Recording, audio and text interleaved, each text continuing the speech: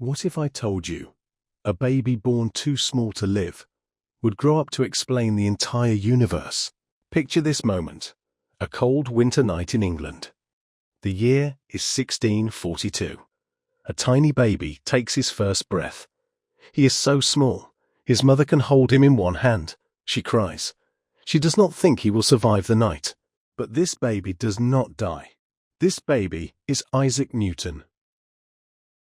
And he will become the man who discovered why apples fall, why the moon stays in the sky, and how the whole world moves. Think about this. From a child nobody expected to live came the greatest scientific mind in history. This is his story. And as you listen, notice the simple words. Notice the emotions. This story helps you improve your English, while you discover a life that changed everything. Stay with me. What happens next will surprise you. Chapter 1. The Boy Who Was Born Too Soon. Imagine this moment. A cold winter night in England. The year is 1642. A small baby is born in a quiet farmhouse. But this baby is not like other babies. He is very small. He was born too early. His mother looks at him with fear. She does not think he will live. His name is Isaac Newton. But there is something sad about his birth. His father is not there. His father died 3 months before Isaac was born. Isaac never saw his father's face. He never heard his father's voice. He never felt his father's hands holding him. Think about this. From his first breath, Isaac knew only absence. He knew only loss. His mother's name was Hannah. She was a strong woman, but she was also very sad. She lost her husband. Now she had a tiny baby who might not survive. The house felt empty. The rooms felt cold. The future felt dark. Isaac was so small that people said he could fit inside a large cup. His mother later said she could put him in a small pot. He was that tiny. But somehow, this small baby did not die. He lived. He grew. He breathed. As you listen to this story, notice how one small life can change the whole world. This story helps you improve your listening skills. Just keep listening. When Isaac was 3 years old, something else happened. His mother made a difficult choice. She decided to marry again. Her new husband was a man named Barnabas Smith. He was a rich man. He was a minister. But he did not want Isaac in his new home. So, Hannah made a decision that would break a child's heart. She left Isaac behind. She moved to live with her new husband. She left 3-year-old Isaac with his grandmother. Picture this moment. A small boy standing at the door. He watches his mother walk away. He does not understand why she is leaving. He does not understand why she is not taking him. He only knows that she is gone. Isaac's grandmother loved him. She gave him food. She gave him a warm bed. She gave him care. But she was not his mother. Isaac felt something deep inside. He felt abandoned. He felt alone. He felt unwanted. This feeling would stay with Isaac for his whole life. This feeling would shape who he became. This feeling would make him work harder than anyone else. But it would also make him lonely. It would make it hard for him to trust people. It would make it hard for him to love. Isaac grew up in the countryside. His home was in Woolsthorpe, Lincolnshire. The land was green. The sky was wide. The days were quiet. Isaac spent much time by himself. He watched the wind move the trees. He watched the clouds change shape. He watched the sun rise and set. Other children played together. They ran in the fields. They laughed. They shouted. But Isaac was different. He was quiet. He was thoughtful. He was often in his own world. When Isaac was old enough, he went to school. But school was not easy for him. At first, he was not a good student. His teachers said he was idle. They said he was not paying attention. They said he did not care about his lessons. But Isaac's mind was working. It was just working in different ways. He was thinking about things other children did not think about. He was wondering about how things moved. He was wondering about why things fell. He was wondering about the secrets of the world. One day, Isaac's mother came back. Her second husband had died. Now she was alone again. She needed help on the farm. She called Isaac home. She wanted him to be a farmer. Isaac was about 12 years old. He left school. He went back to the farm. He tried to work with animals. He tried to plant crops. He tried to take care of the land. But his heart was not in it. Isaac did not like farming.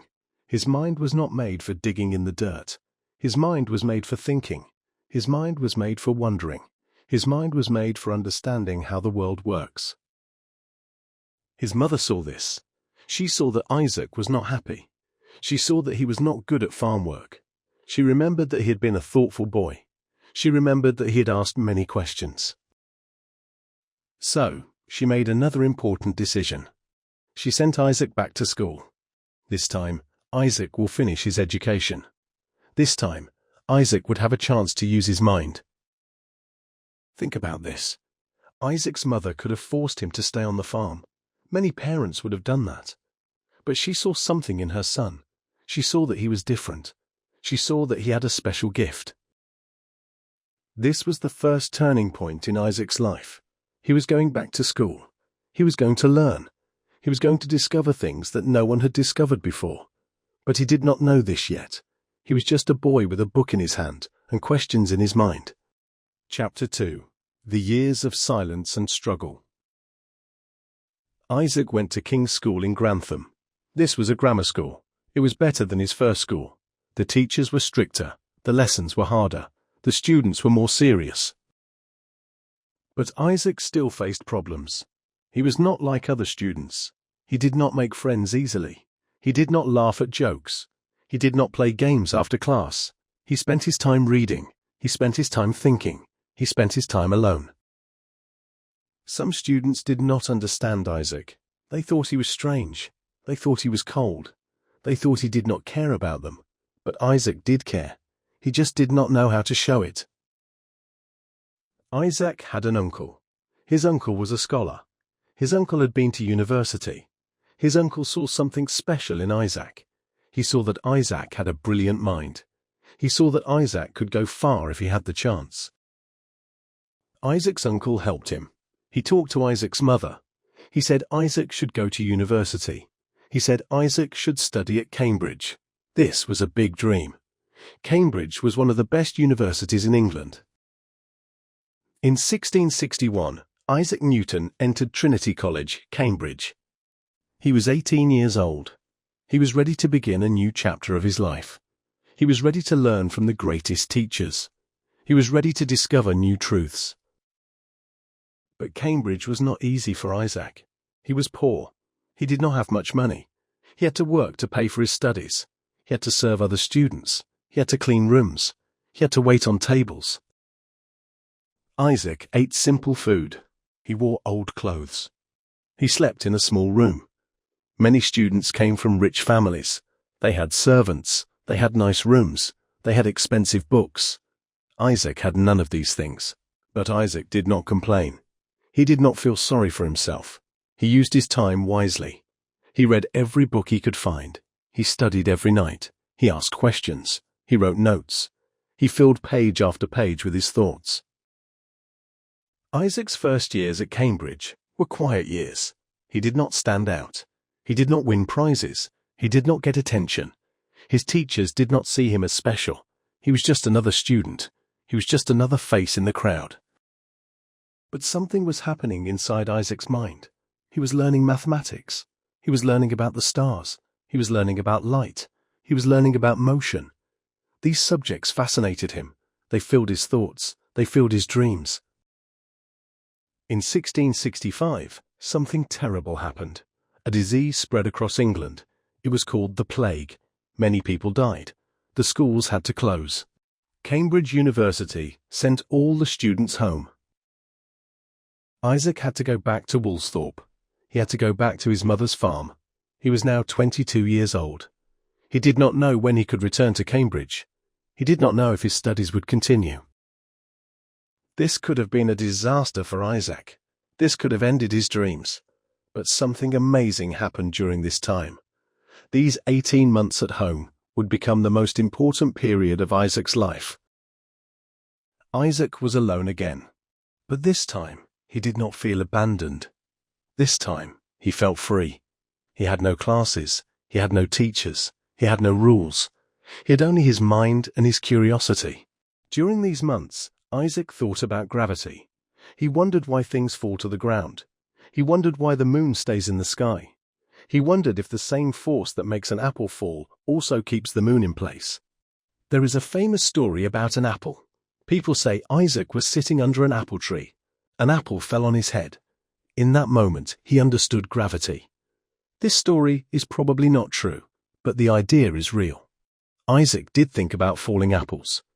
He did think about gravity. Isaac also worked on mathematics. He created a new kind of math. It was called calculus. This math could describe how things change. It could describe motion. It could describe the curves of planets. No one had created this math before. Isaac also studied light. He bought a prism. This was a piece of glass that could split light. He made his room dark.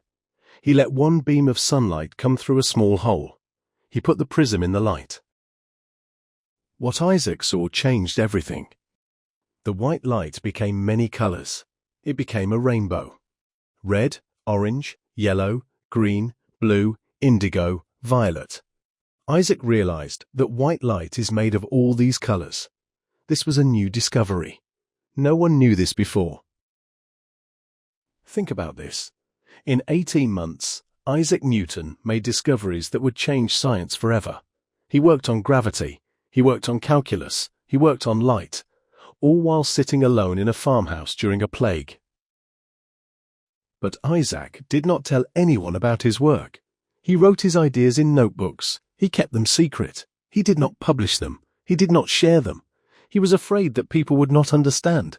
He was afraid that people would criticize him. This was Isaac's way. He worked in silence. He worked alone. He did not seek fame. He did not seek praise. He sought truth. He sought understanding. He sought answers to the questions in his mind. When the plague ended, Isaac returned to Cambridge. It was 1667.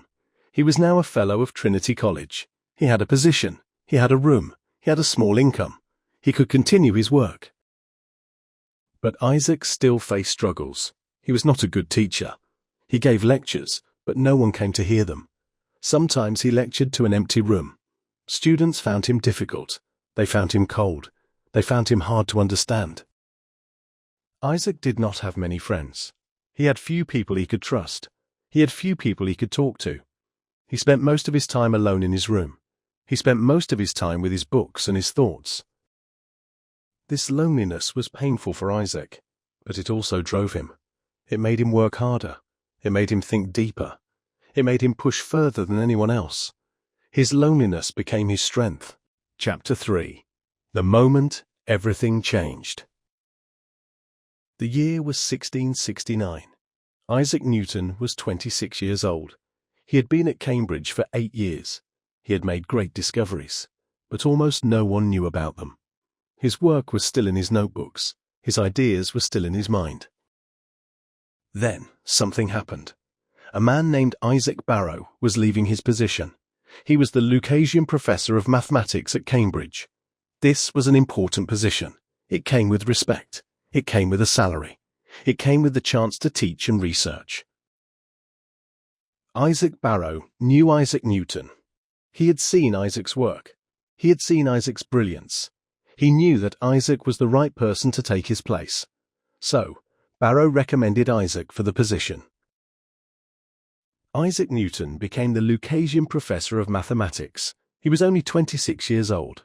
This was very young for such an important position, but Isaac had earned it. His mind had earned it. His work had earned it. This was a turning point. Isaac now had a platform. He now had resources. He now had the freedom to pursue his research. He could buy books. He could buy instruments. He could spend his time thinking and writing. But Isaac still did not share his work. He continued to keep his discoveries secret. He continued to work alone. He continued to write in his notebooks. He was afraid of criticism. He was afraid of conflict. He was afraid of being misunderstood. For the next 15 years, Isaac worked quietly.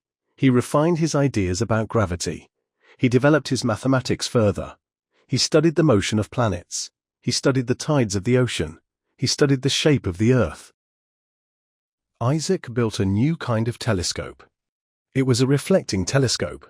It used mirrors instead of lenses. This telescope was better than any telescope before it. It could see farther. It could see clearer. It showed the stars in new ways. Isaac sent his telescope to the Royal Society. This was a group of scientists in London. They were impressed. They had never seen a telescope like this. They asked Isaac to share more of his work. They asked him to write about his discoveries. Isaac was nervous. He did not like attention. He did not like public discussion. But he wanted his work to be known. So he agreed. He wrote a paper about light and colours. He sent it to the Royal Society in 1672. This paper changed everything. Scientists read it. They were amazed. They had never thought about light in this way. They had never understood colours in this way. Isaac Newton was now known. His name is now spoken in scientific circles. But with fame came problems. A scientist named Robert Hooke criticized Isaac's work. Hooke said that Isaac had stolen some ideas. Hooke said that Isaac was wrong about some things. Hooke was sharp. Hooke was aggressive. Hooke did not back down. Isaac was hurt by this criticism. He was angry. He was frustrated. He did not know how to handle conflict. He did not know how to defend himself in public. He wanted to stop sharing his work. He wanted to go back to silence. For a time, Isaac pulled back. He stopped sending papers. He stopped attending meetings. He stayed in Cambridge. He stayed in his room. He stayed with his books. The conflict with Hooke left a deep mark on him. But Isaac could not stop thinking. He could not stop working. His mind was too active. His curiosity was too strong. His drive was too powerful. He continued to write. He continued to calculate. He continued to discover. In 1684, something important happened. A scientist named Edmund Halley visited Isaac. Halley was studying comets. He was studying the motion of planets. He had questions that no one could answer. He heard that Isaac might have answers. Halley asked Isaac about gravity. He asked if Isaac knew why planets move in ellipses. He asked if Isaac could prove it with mathematics. Isaac said yes. He had already worked on this. He had the answers in his notebooks. Halley was excited. He asked Isaac to write it all down. He asked Isaac to publish his work. He said the world needed to see this. He said this would change science forever. He said Isaac had to share his discoveries. Isaac was hesitant. He remembered the criticism from Hooke. He remembered the pain of conflict. He remembered the loneliness of being misunderstood. But Halley was persistent. Halley was kind. Halley believed in Isaac's work. Isaac agreed. He began to write. He wrote about gravity. He wrote about motion. He wrote about the forces that govern the universe. He wrote about mathematics that describes everything. This work would become his greatest achievement. Think about this moment. Isaac Newton sat at his desk. He had a pen in his hand. He had paper in front of him. He had years of thinking behind him. He was about to write the most important scientific book ever created. That book would be called Philosophiae Naturalis Principia Mathematica. And it would change science forever. Chapter 4. The Book That Changed Everything. The year was 1687. Isaac Newton was 44 years old. He had been working on his book for 2 years. He had written and rewritten. He had calculated and recalculated. He had checked and double-checked. Every word mattered. Every equation mattered. Every idea mattered.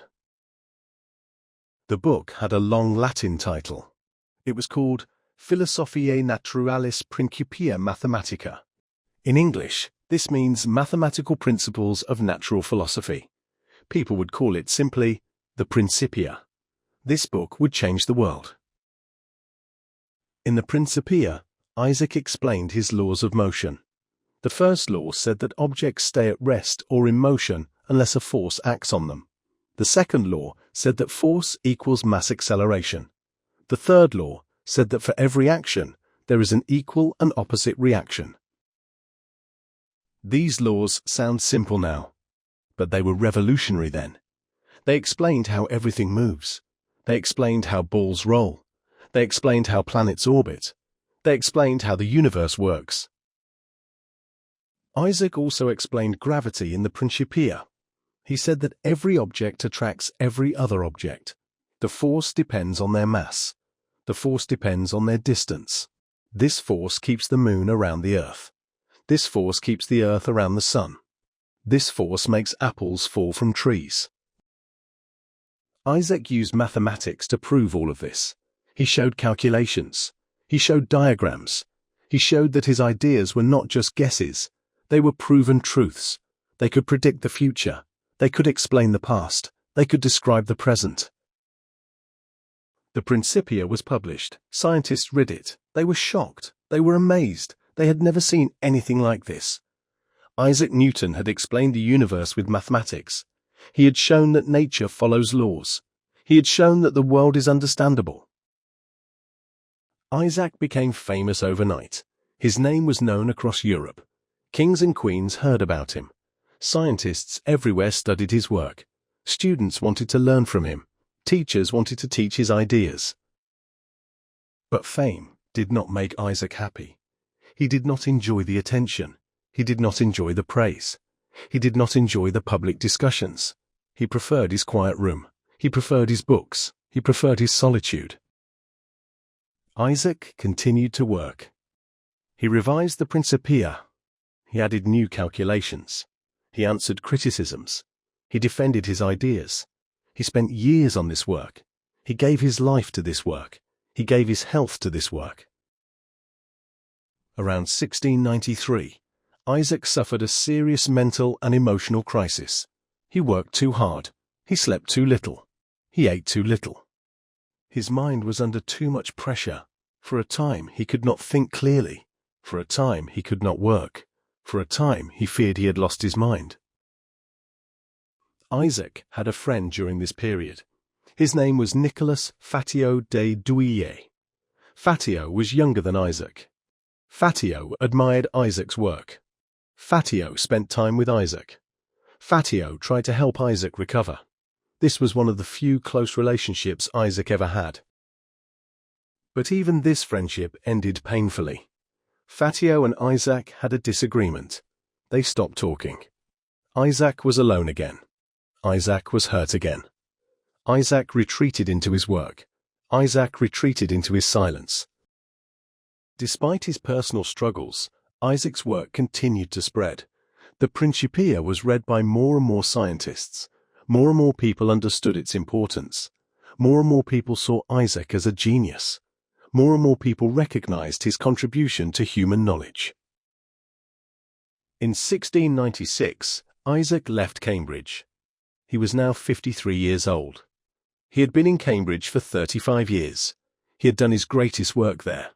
But he was tired. He was worn out. He was ready for a change. Isaac moved to London. He took a new position. He became the warden of the Royal Mint. This was a government job. It involved money. It involved coins. It involved catching criminals who made fake money. Isaac took this job seriously. He investigated counterfeiters. He gathered evidence. He put criminals in prison. He was thorough. He was determined. He was effective. He was no longer just a scientist. He was also a public servant. In 1703, Isaac became president of the Royal Society. This was the highest scientific position in England. Isaac held this position for 24 years. He led society. He guided young scientists. He promoted research. He protected scientific freedom. Isaac was knighted in 1705. He became Sir Isaac Newton. This was a great honor. It was given by Queen Anne. It recognized his contributions to science. It recognized his service to the nation. It recognized his place in history. But Isaac was growing old. His hair was grey. His hands shook sometimes. His eyes were not as sharp. His mind was still brilliant, but his body was weakening. He had given so much to his work. He had given so much to his country. He had given so much to humanity. Isaac never married. He never had children. He never had a family of his own. His work was his family. His discoveries were his children. His legacy was his life. He lived for science. He lived for truth. He lived for understanding. Chapter 5. The final chapter and the eternal lesson. The year was 1727. Isaac Newton was 84 years old. He had lived a long life. He had seen great changes. He had made great discoveries. He had faced great struggles. Now his time was coming to an end. Isaac lived in London. He lived in a large house. He had servants. He was comfortable. He had respect. But he was still alone. He still spent much time by himself. He still thought about the universe. He still wondered about the mysteries of existence. Isaac's health was declining. He had pain in his body. He had trouble sleeping. He had difficulty eating. The doctors tried to help him. They gave him medicine. They gave him treatment. But they could not stop what was coming. On March 20th, 1727, Isaac Newton died. He died peacefully in London at the age of 84. He did not feel pain. He simply closed his eyes. He simply stopped breathing. He simply left this world. He was 84 years old. Isaac was buried in Westminster Abbey. This was a great honor. Only the most important people were buried there. Kings were buried there. Queens were buried there. Heroes were buried there. Now Isaac Newton was buried there. At his funeral, many people came. Scientists came. Politicians came. Nobles came. Common people came. They all wanted to pay respect. They all wanted to say goodbye. They all wanted to honor the man who changed how we see the universe. Isaac left no children. He left no wife. He left no family. But he left something greater. He left his work. He left his discoveries. He left his ideas. He left a legacy that would last forever. Think about what Isaac Newton gave to the world. He gave us the laws of motion. He gave us the theory of gravity. He gave us calculus. He gave us new understanding of light. He gave us a new way to see the universe. He gave us the tools to explore the cosmos. Before Isaac, people did not understand why things moved. Before Isaac, people did not understand the forces of nature. Before Isaac, science was confusing. Before Isaac, the universe was a mystery. Isaac brought light to the darkness. Isaac brought order to the chaos. Isaac brought understanding to the unknown. Isaac's work is still used today. Engineers use his laws to build bridges. Astronauts use their calculations to fly to the moon. Scientists use his mathematics to study the stars. Students use his ideas to learn about physics. His work is everywhere. His work is eternal. His work is immortal. But Isaac's life teaches us more than science. It teaches us about the human spirit. It teaches us about struggle. It teaches us about perseverance. It teaches us about the price of greatness. Isaac was not perfect. He was difficult. He was lonely. He had conflicts. He made mistakes. He hurt people. He was hurt by people. He was human. But he did not let his struggles stop him. He did not let his pain defeat him. He did not let his loneliness break him. Isaac worked when others rested. Isaac thought when others slept. Isaac persisted when others gave up. Isaac believed when others doubted.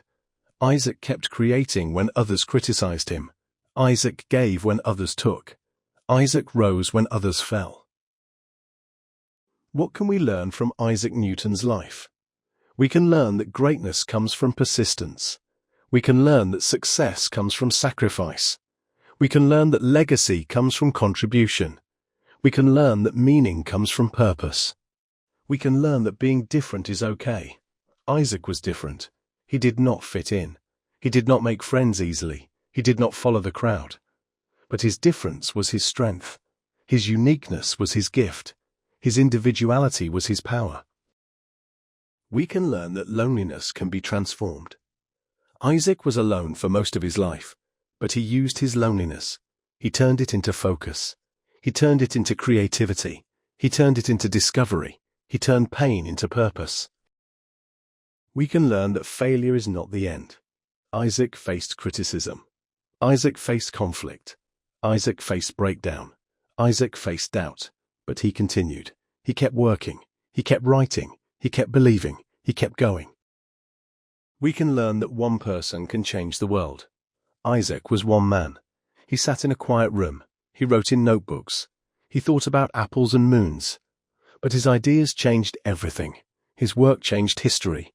His life changed humanity. Your life matters too. You may feel small. You may feel alone. You may feel like your struggles are too big. You may feel like your dreams are too far. But Isaac Newton felt the same way, and he changed the world. You can too. As you listen to this story, notice the new words you learned. Notice how this story helps you improve your listening skills. Notice how one life can inspire many others. Keep practicing. Keep learning. Keep growing. Isaac Newton once said, "If I have seen further, it is by standing on the shoulders of giants." He knew that he did not work alone. He knew that others came before him. He knew that knowledge was built together. We all stand on shoulders. We all build on what came before. Now, you stand on Isaac's shoulders. You benefit from his work. You benefit from his struggle. You benefit from his sacrifice. You benefit from his life. What will you do with this gift? What will you build? What will you create? What will you leave behind? The universe is still full of mysteries. There are still questions to answer. There are still problems to solve. There are still discoveries to make. The next Isaac Newton could be you. The next great idea could come from mind. The next change could start with your hands. Do not wait for permission. Do not wait for the perfect time. Do not wait for someone else to do it. Start now. Work hard. Think deeply. Push forward. Your contribution matters. Your voice matters. Your life matters. Isaac Newton's story is over. But your story is just beginning. Write it well. Live it fully. Give it meaning. Make it count. The world is waiting for what you have to offer. The future is waiting for what you will create. History is waiting for what you will become. A question for you. Before you leave, I want to ask you something important. Think about Isaac Newton's life. Think about his struggles. Think about his loneliness. Think about his persistence. Think about his legacy. What is one struggle in your life that you will not give up on? Write just one sentence in the comments below. Share your story. Share your dreams. Share your fight. Your words might inspire someone else. Your courage might give someone hope. Your voice might change someone's life. Many people will watch this video, but only a few will comment. Be one of them. If you enjoyed this story, like, share, and subscribe. This helps us create more stories like this. This helps more people learn English through history. This helps more people find inspiration in the lives of great people. Thank you for listening. Thank you for learning. Thank you for being here. Keep going. Keep growing. Keep believing. Your story matters.